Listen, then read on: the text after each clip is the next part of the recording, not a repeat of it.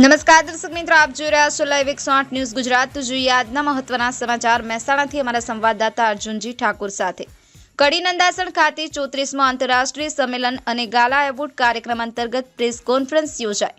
Kadi Nandasan doctor Nakadar institute of knowledge ખાતે 28-29-2024 ડિસેમ્બરના રોજ 34મો આંતરરાષ્ટ્રીય સંમેલન અને ગાલા એવોર્ડ કાર્યક્રમ યોજાશે। આ કાર્યક્રમમાં દેશના દરેક રાજ્યના 3 એવોર્ડ વિજેતાને ગોલ્ડ, સિલ્વર, બ્રોન્ઝ શિલ્ડ એનાયત કરવામાં આવશે। Doctor Nakadar institute of knowledge દ્વારા આયોજિત વૈજ્ઞાનિક સમુદાય વિકસાવવાનો અભિગમ રહેલો છે।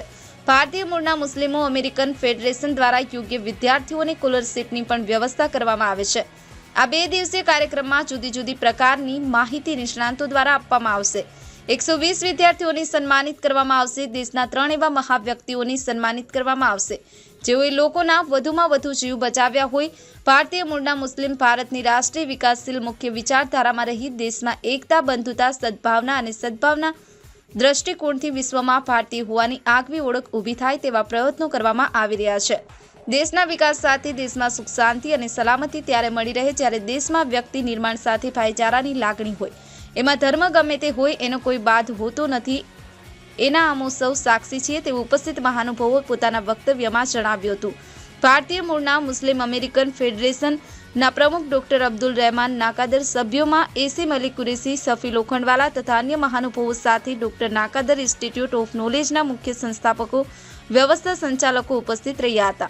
જનગણ મંગલ નાયક, જય હે ભારત, ભાગ્ય વિધાતા, રાષ્ટ્રગીતના ગગનચુંબી નાદ સાથે પ્રેસ કોન્ફરન્સનું સમાપન કરવામાં આવ્યું હતું। Bureau report live 108 news Gujarat Ramesh सत्यनी साथ। अगर मैं हिंदी में बोलूँ तो आप हंसेंगे नहीं।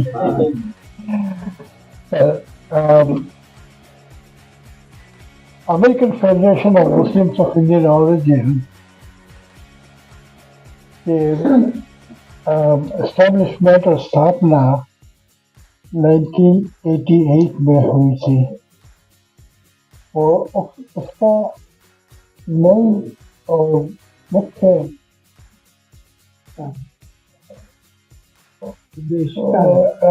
उसका जो मेन वर्क था और आइडिया था और विजन था वो ये था कि भारत में मुस्लिम्स को किस तरह से एजुकेशन में उत्तेजित किया जाए और उनको आगे बढ़ाया जाए। क्योंकि हमने देखा कि हर कौम की ऑर्गेनाइजेशन है वहाँ पर, जैसे क्रिश्चियन एसोसिएशन है, जैन एसोसिएशन है, महाराष्ट्र एसोसिएशन है और कई तरीके के एसोसिएशन है, अपनी अपनी कौम की खिदमत कर रहे हैं। हमने देखा कि मुस्लिम ऑर्गेनाइजेशन, मुस्लिम के लिए कोई ऐसा ऑर्गेनाइजेशन नहीं था जो उनके लिए काम करे, उनको उत्तेजित करे। तो वहाँ के अमेरिका के बासिंदे जितने मुस्लिम्स थे वो सब इकट्ठे हुए हैं। मैंने एक मीटिंग बुलाई उनकी और मीटिंग में मैंने अपना आइडिया रखा और सब ने कहा कि नहीं, बड़ी अच्छी बात है, सब लोग ताउन करेंगे और ये 1988 में उसकी बुनियाद रखी गई। हमारा जो काम है, मेन जो वर्क है, सबसे पहले और सबसे मेन वर्क जो है वो स्टूडेंट्स को किस तरीके से उनको उत्तेजित किया जाए ताकि वो एजुकेशन में आगे आए। और उसके लिए हमने 2-3 तरीके अपनाए।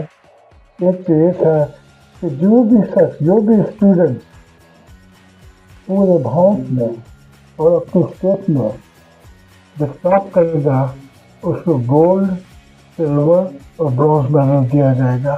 वो भी दिया जाएगा American federation of Muslims of Indian origin की तरफ से दिया जाएगा। उसके अलावा उनको स्कॉलरशिप भी दी जाएगी। जो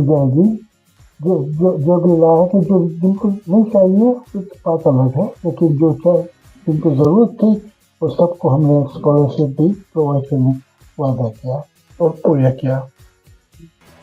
एक तो ये था।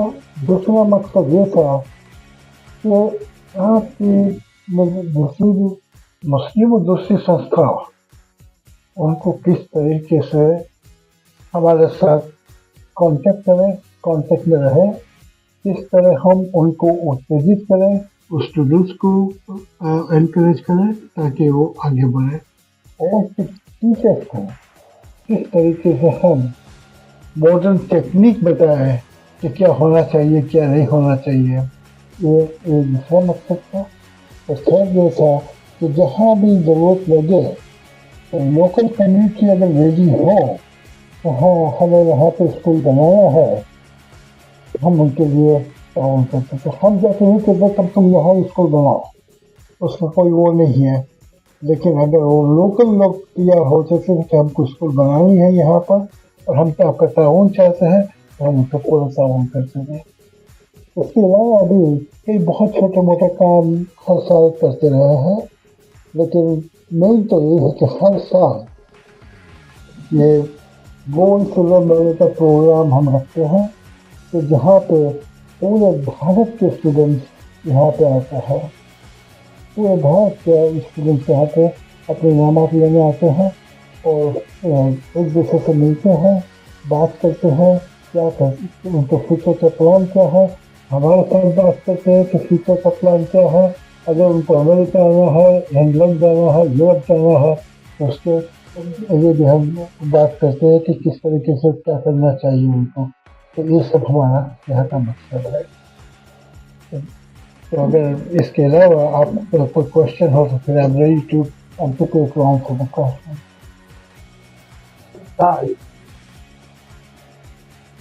एवरेज में समझो 70 बच्चे आते हैं, 110 ऑलमोस्ट।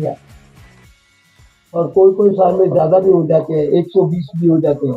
और मैं आपको औसत दर्जे की चीज़ बता रहा है कि 80 बच्चे तो ज़रूर आते हैं और उनको हम ये अवार्ड दे देते हैं। और हम ये 32 साल से दे रहे हैं, तो अब आप हिसाब लगा दीजिए कि कितने अवार्ड मिल चुके हैं। और इसके अलावा काबिल बच्चे होते हैं और वो आगे बढ़ना चाहते हैं, वो अमेरिका आना चाहते हैं, तो उनके लिए हम ताउन करते हैं और उनको जिस तरह से भी होता है उनकी फीस की मदद करते हैं और उनको अमेरिका बुला लेते हैं। और ये है कि वो कर्जा दिया जाता है, वो उनको पैसे दे नहीं जाते। जब उनको कोई नौकरी मुलाजमत मिल जाती है तो वो हमें धीरे धीरे करके वापस दे देते हैं। तो वही पैसा हमारा गोल घूमता रहता है और दूसरों को मदद मिलती रहती है। हमारा मेन मकसद ये है कि हर बच्चा इतना तालीम हासिल कर सके कि वो अपने खुद के पैरों को खड़ा हो, उसकी ज़िंदगी गुजार सकता हो, उसके बाल बच्चे को पाल सकता हो, उसको किसी के आगे हाथ फैलाने की ज़रूरत नहीं। और हर इंसान तो खैर डॉक्टर इंजीनियर नहीं बनता है, इसलिए वो कोई भी दर्जे का हो, अगर वो वोकेशनल गाइडेंस में जाना चाहता है, उसका दिमाग नहीं चलता है, तो हम लोगों ने उसके लिए वोकेशनल गाइडेंस के भी इंतजाम करे हैं, है ना। तो ताकि उस तालीम वो पा सके, या रेफ्रिजरेटर मैकेनिक बन जाए, या इलेक्ट्रीशियन बन जाए, या हाईटेक का बन जाए बंदा, वो किसी भी हाल में बहरहाल किसी की आँख का तारा बने, ना कि किसी की आँख का सुरूर बनता। ये नहीं हो कि भाई ये क्या है, ये आदमी आता क्यों है इधर, क्या था इसका मतलब, क्या है, कोई फायदा नहीं है। पर अगर आपको कुछ ना कुछ फायदा होगा तो आप लोग उसको ज़रूर चाहेंगे कि भाई ये आदमी हमारे फायदे का है। और दुनिया का मकसद ही ये है कि भाई उनको फ़ायदा कहाँ है। तो वो हर कोई यही चाहता है कि हमारे बच्चे को फ़ायदा हो, तो वो अपने बच्चे को भी ये चाहते हैं और हम चाहते हैं कि जितने भी बच्चे हैं कोई भी हो, अगर वो आगे बढ़ना चाहता है, वो हमसे मदद मांगता है, तो हम उसको ज़रूर मदद करने की कोशिश करते हैं। ये नहीं है कि हम 100% बच्चे की मदद कर देते हैं, क्योंकि हमारे भी कुछ है चीज़ें उसके विद्यार्थ में हमको करना पड़ता है। मैं पहले से मेरा नाम है डॉक्टर अब्दुल रहमान स्नाकादार और 1988 में मैंने इसकी बुनियाद रखी थी, American federation of Muslims of university की। और मैं मिशिगन में रहता हूँ, फार्मिंगटन ब्रम्पटन हिल्स सिटी में, जो डिट्रॉइट का सबब है। तो वहाँ पे तो मैं 1998 से वहाँ पे हूँ। उसके पहले मैं इंग्लैंड में था तकरीबन 11 साल तक, और उसके बाद एमआरसीपी करने के बाद मैं अमेरिका चला गया। तो इसी तरह मैं चाहता हूँ कि हमारे दूसरे साथी हैं वो भी अपना इंट्रोडक्शन दें। Babu Kalpan. I am in business in New York for last 50 years. I'm in a high-end architectural signage business. I heard about Mr. Dr. Nakadar's movement of training young boys and girls in India, and I joined about 25 years ago. Since then, I have always supported him, his cause and whatever, in going usually what happens is every year he has they organize a conventions in United States, in various cities of US, and also in India. Sometimes it's in the north, sometimes in the south, Bangalore, whatever it is. So once in a while I come myself. I guess every 3 years I come and join him in the course. This time I've come specifically for encouraging vocational training. We're trying to figure out somewhere that we can create. We have a lot of space here and a lot of technology. We are in the highest standard of manufacturing in New York. And as you know, New York is a design world, and there are very high-end products being manufactured with high quality. So we're trying to bring that same thing into here and produce that quality of work and probably supply to all over the world. That is the ultimate goal. So hopefully the dream comes true, and we're trying like anything else. It doesn't come, and nothing comes easy. And like anything else, we are trying and hope things will work out. Thanks. તો જેટલી તમે sine જેવો છો રસ્તા ઉપર ને બધી જગ્યાએ એમને બનાવેલી છે આખા New York સ્ટેટની. I am Dr. Lukman Khan and professor of life sciences. Basically, I am a senior scientist. So I have worked on different positions as professor and head and dean, as well as vice chancellor and advisor. The vice chancellor of two universities, first founder vice chancellor of Muhammad Ali Jawad University, Rampur, UP, and second the University of Lindyas University of located in Faridabad, NCR, Delhi. So it is my pleasure to be here. Reason why last in the month of December, I had a fine interaction with the persons, basically the working in the FMI. The seminar held in the Aurangabad last year in the month of, date of 30 and 31st. So it was my first interaction. So thereafter I could understand these people were working so enthusiastically for boosting the Muslims youth, rather to make a path to go for the scientific approach in the education. So basically I'm educationist and scientific outfield. I can do something good by interacting myself with the students and the audience of this Ahmedabad vicinity. And basically, I always thought the education has no limits basically, because the persons who are not basically educated well, they can have go to the skill type of techniques, as Ali Saab has discussed already.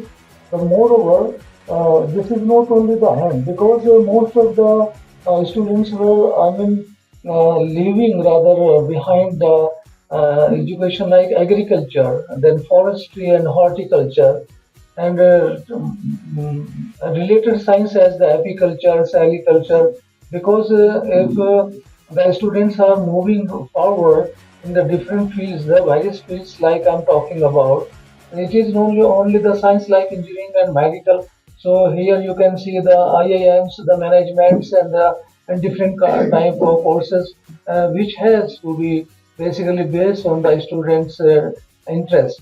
So the temperament should be here to inculcate in the mind of the student that we should go on the path of how to develop the scientific temperaments in our education, and that will be more beneficial when we are moving ahead in our personal civil life. So all the best to the students as well as my colleagues. I've given the chance to speak to you this evening. Thank you very much. Sir, actually my question for you also, you only. You came from long journey and you said that you from Jawahar University also. પછી question answer બધું introduction થઈ ગયા પછી કરી લઈએ આપણે. मदनी कुरैशी है और मैं अपने भारत की वायुसेना में था. मैंने 9.5 साल वहाँ सर्विस करी है. उसके बाद मैंने वहाँ इस्तीफा देने के बाद अपना धंधा शुरू किया और कोई 84 में मैं यहाँ से अमेरिका मूव हो गया. वहाँ जाने के बाद मैंने अपना खुद का धंधा खोला और मैं ये चाहता था कि मैं जिस देश में रहता था उस देश के लिए मैं क्या कर सकता हूँ. वो सवाल मेरे दिल में हमेशा रहता था. जब मैं जुड़ा एफमी से 98 के अंदर तो मुझे बड़ी खुशी हुई कि भाई ये लोग भी हैं जो हिंदुस्तानियों के लिए काम करते हैं और भाई हम वतनियों के साथ में गुजारा करते हैं. तो मैंने भी ये सवाल ये मंजिल पे आने की कोशिश की. उसके बाद बस यही था कि हम हिंदुस्तानियों को किस तरह उभारें और किस तरह उनको लाइमलाइट में लाएं और उनको भी वो दर्जा दिखाएं जो सब ख्वाब देखते रहते हैं. तो किसी का ख्वाब हम लोगों ने सच करने की कोशिश की और वो हमारी तमन्ना थी कि हम ये काम कर सकें और हम लोग ये काम आज भी कर रहे हैं और जब तक भगवान चाहेगा हम लोग करते रहेंगे. आपकी शुभकामनाएं हो हमारे साथ में तो हम आगे ज़रूर बढ़ेंगे. Thank you very much. My name is Mohammad Shafi Lokhandwala और मैं आपकी से शुरू से जुड़ा हुआ हूँ. डॉक्टर नाकादार और हम एक ही शहर में रहते हैं. मैंने फोर्ड मोटर कंपनी में as a design and manufacturing engineer से काम किया है और मैं पिछले 48 साल से अमेरिका में रहता हूँ. और फिर वो फोर्ड से रिटायर होने के बाद में मैंने फाइनेंशियल एडवाइज़र की भी क्वालिफिकेशन पास की हुई है. हमारा सबसे बड़ा मकसद जो था यहाँ पे मुस्लिम समाज की लिए एजुकेशन के लेवल ऊपर लाने के लिए, तो हमने सोचा कि क्या किया जाए. डॉक्टर नाकादार के साथ में जब हम मशवरा कर रहे थे कि हमारे पास इतने पैसे नहीं थे कि हम एक स्टूडेंट को हम स्कॉलरशिप दे सके या इनामात दे सके. तो हमने एक कंपटीशन खड़ा किया है. जिस तरह से एक दरख्त आप अपने घर के पास लगाओगे तो इतना ऊंचा नहीं जाएगा, मगर वही दरख्त जब जंगल में होगा तो एकदम ऊंचा जाएगा. इसका कारण ये है कि जंगल के अंदर सारे दरख्तों के बीच में सूर्य प्रकाश लेने के लिए स्पर्धा होती है. तो हमने ऐसी एक यहाँ पे स्पर्धा क्रिएट की है जिससे लोगों का जो एजुकेशन का स्टैंडर्ड है वो ऊपर जाए. और मुझे बड़ी खुशी होती है कि जब हमने ये प्रोग्राम शुरू किया, जब हम गोल्ड मेडल सिल्वर मेडल 75-80% से जा रहे थे, अब अल्हम्दुलिल्लाह हमारे यहाँ 100% मार्क्स लाने वाले बच्चे हो गए हैं. तो यह सारा हमारा 34 साल की मेहनत का नतीजा है. बेहतरीन काम आप लोग कर रहे हैं और जैसा बताया आपने कि जौहर यूनिवर्सिटी और काफी यूनिवर्सिटी से होकर आए हैं, तो हिंदुस्तान की तारीख में जो मुसलमान है वो जानते हैं कि जौहर यूनिवर्सिटी के साथ में क्या हुआ, क्या क्या चीजें चल रही. एजुकेशन अपलिफ्टिंग की आप बात जो कर रहे हैं बेहतरीन बात होनी भी चाहिए, लेकिन पिछले कुछ सालों में लगातार ये देखा जा रहा है कि मुसलमान बच्चों को दाढ़ी के लिए, टोपी की वजह से, मुसलमान लड़कियों को हिजाब की वजह से जो सामना करना पड़ रहा है, तो क्या ऐसी कुछ आवाज उठानी नहीं चाहिए इंटरनेशनल प्लेटफॉर्म की तरफ से भी यहाँ पर, या कुछ ऐसे इकदाम नहीं करने चाहिए कि हमारी बेटियों को किसी और कॉलेज में कितना जाना पड़े, उसकी परेशानियों का सामना न करना पड़े? देखिए, ये जो आपने सवाल उठाया है,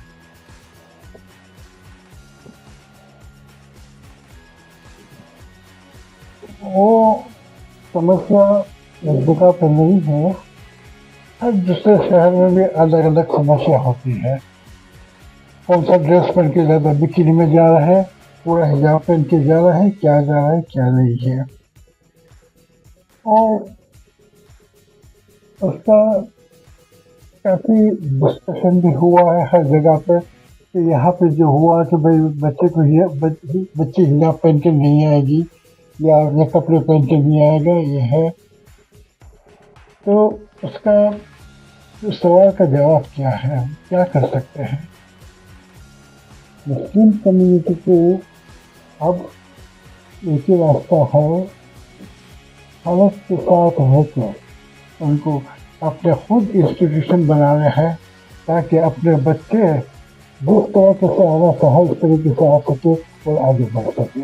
तो जब तक हमारे इंस्टीट्यूशन नहीं होंगे तब तक ये समस्या हमारे सामने रहेगी और उसको हल करने के लिए। लेकिन एक मरतबा इस इंस्टीट्यूशन के बाहर निकलने के बाद अगर आप इस लेवल पे पहुंचेंगे तो समस्या ख़त्म हो जाएगी।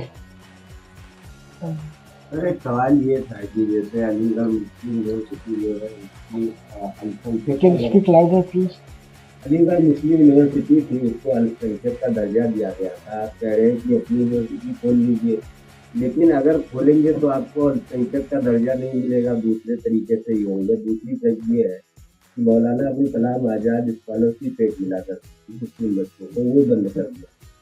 तो मुस्लिम बच्चों को इस देश में कैसे अपना सुधारा मिल सकती है? देखिए, मुस्लिम बच्चों को ऊपर लाके लेके पूरे पाए से फ्रॉम द वेरी बिगिनिंग उनको एनकरेज करना चाहिए। तो इसीलिए प्राइमरी स्कूल, सेकेंडरी स्कूल, उसके बाद कॉलेज की ज़रूरत पड़ती है। तो पहले तो ये ज़रूरत है कि हमारे स्कूल हो, तो स्कूल के बाद फिर कॉलेज की बात तो बाद में होगी।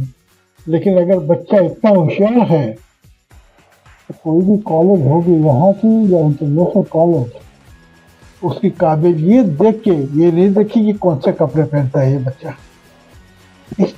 इस लेवल पे हमें हमारे बच्चे को लाना है। और ये जब ही हो सकता है कि हमारे पास ऐसे इंस्टीट्यूशन हो और ये हमारी समझ में आए और लोग उसका फ़ायदा उठाएं। को कंबाइन कर रहा हूँ जी। मेरी पूरी लाइफ जो है अलीगढ़ मुस्लिम यूनिवर्सिटी में गुजरी है और उसके बाद में हिमाचल प्रदेश में हॉर्टिकल्चर यूनिवर्सिटी में मैं साइंटिस्ट रहा। वहीं से मैं रिटायर हुआ, बीच में वाइस चांसलर था। तो मेरा 41-42 साल का जो एक्सपीरियंस है वो यूनिवर्सिटी का ही है, टीचिंग में ही है, रिसर्च में है। मसला जो है अपने कॉलेज खोलने का नहीं है, वो तो जो फोकस करे वो तो है।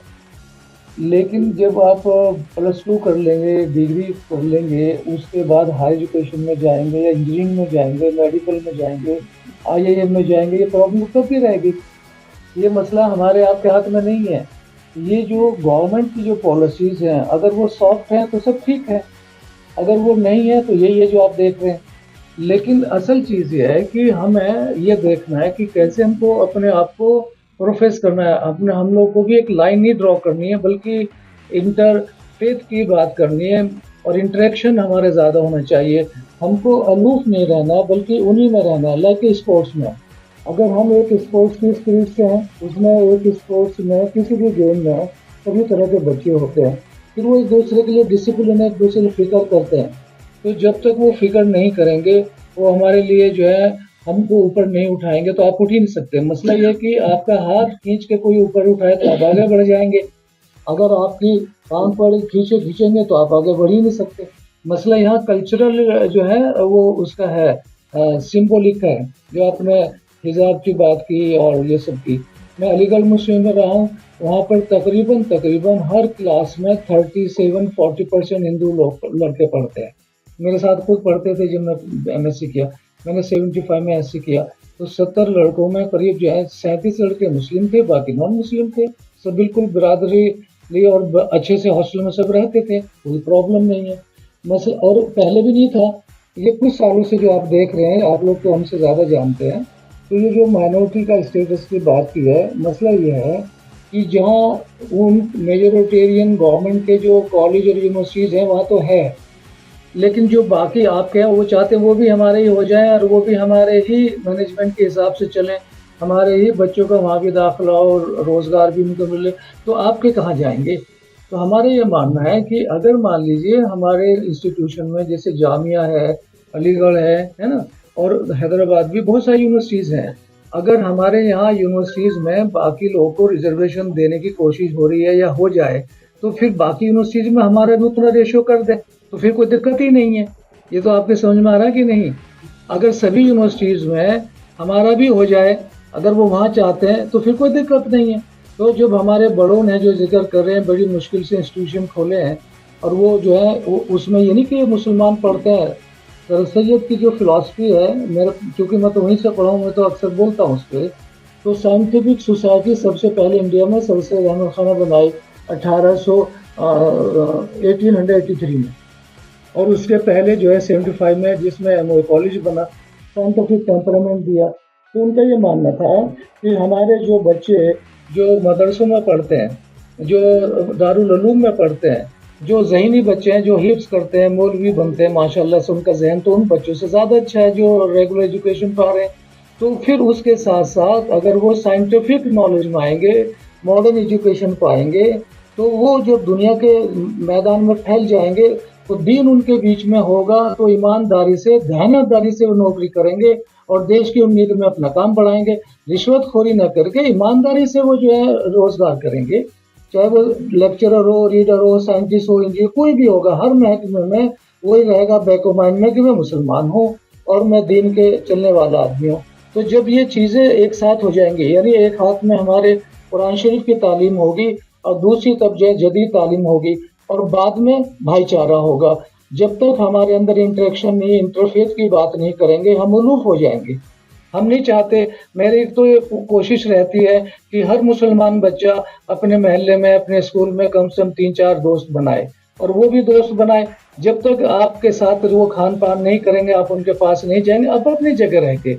ये मेरा मानना है, आप लोग इसको अप्रिशिएट करना कि एक वो हिंदू है, बढ़िया हिंदू रहे, अपने धर्म पे चले, मुसलमान भी अपने मजहब पे चले, ईसाई भी अपने धर्म को माने, लेकिन इनके अलावा ये सेकुलर बनने के लिए जरूरी नहीं कि तुम जाके जो है मंदिर में माथा टेको या कोई हमारी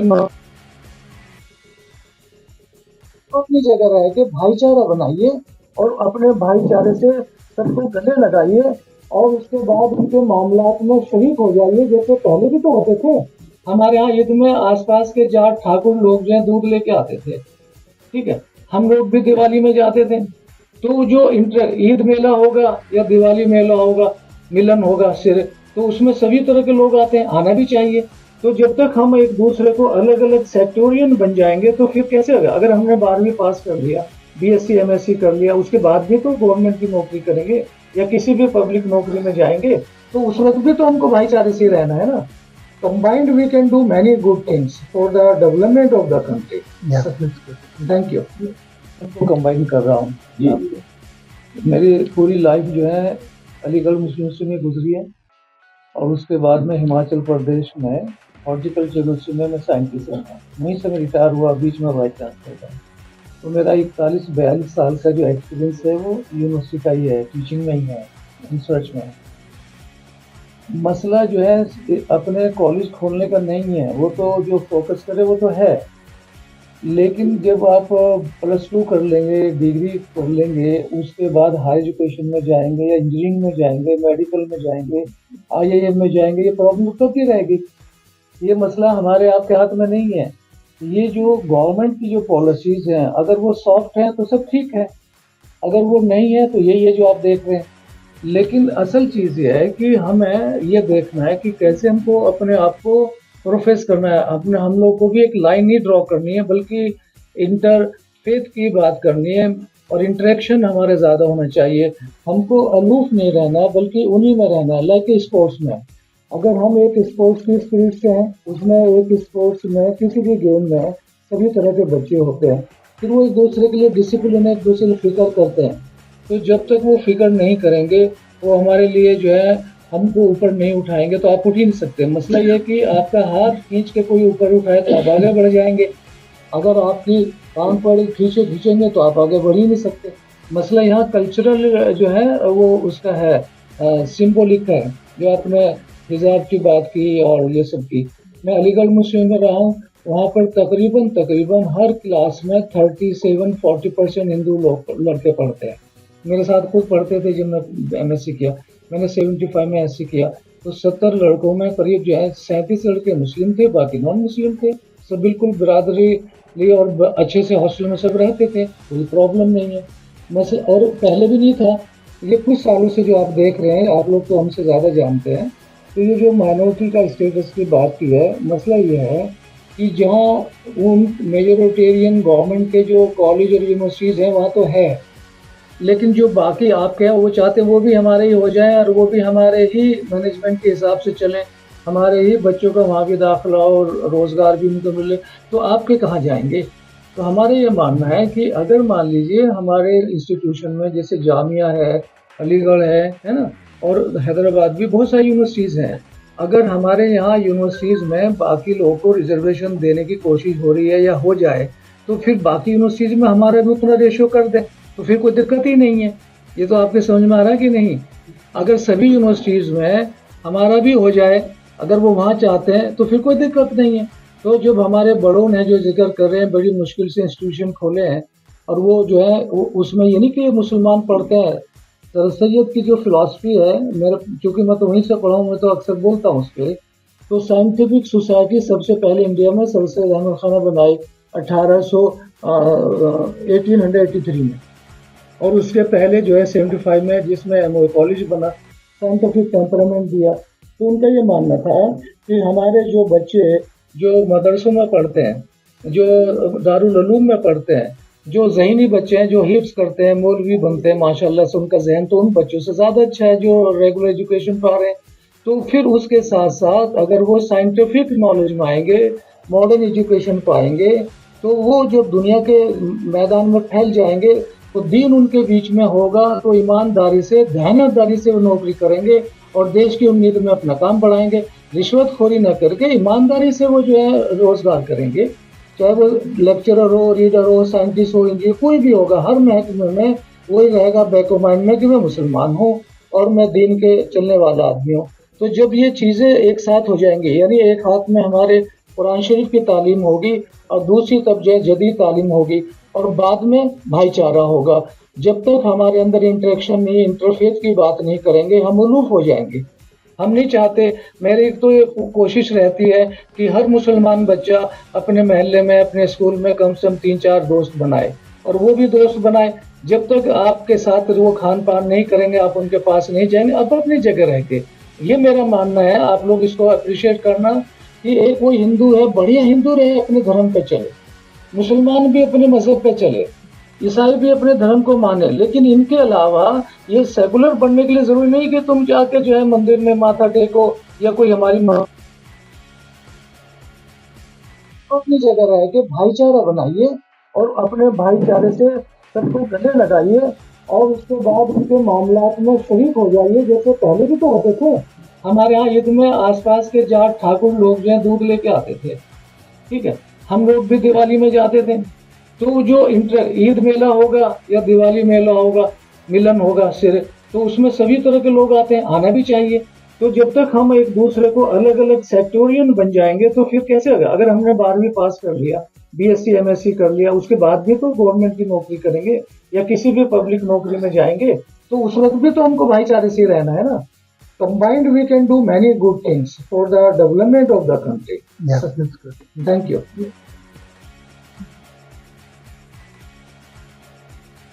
यहाँ मेरा मतलब म्यूचुअल रेस्पेक्ट है, एक दूसरे को इज्जत करने से। मैं आप लोगों से एक सवाल करना चाहता हूँ। जब हम चलते हैं तो हमारे पैर के साथ हाथ भी चलते हैं, कोई बता सकता है क्यों?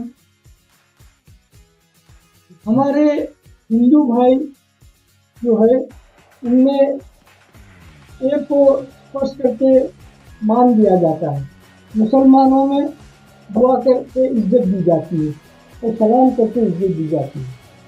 इस देश की कामयाबी के लिए अगर हाथ में चले, लोगों को पता है कि अगर मंजिल पे पहुंचना है तो पैर के साथ हाथ भी जरूर चलना चाहिए। अगर हाथ चलना बंद हो जाए तो पैर की दिशा बदल जाती है। तो इस देश की कामयाबी के लिए हाथ को और पैर को दोनों को साथ में चलना जरूरी है, जिससे देश की दिशा भी ठीक हो जाए और दशा भी ठीक हो जाए। तो ये बहुत ही जरूरी है। Thank you. 18 स्टेट्स ने तो कंफर्म कर लिया है आने का, तो 18 स्टेट्स में से 6 लोग आएंगे तो मोर देन 100 स्टूडेंट्स तो आने वाले हैं। लेकिन हम जानते हैं कि 170 to 180 स्टूडेंट्स आएंगे सर हर जगह से। और हम लोग स्टूडेंट को एक पेरेंट्स के साथ में मिलाते हैं, एक पेरेंट्स का भी हम पे करते हैं कि टिकट पे हो जाए।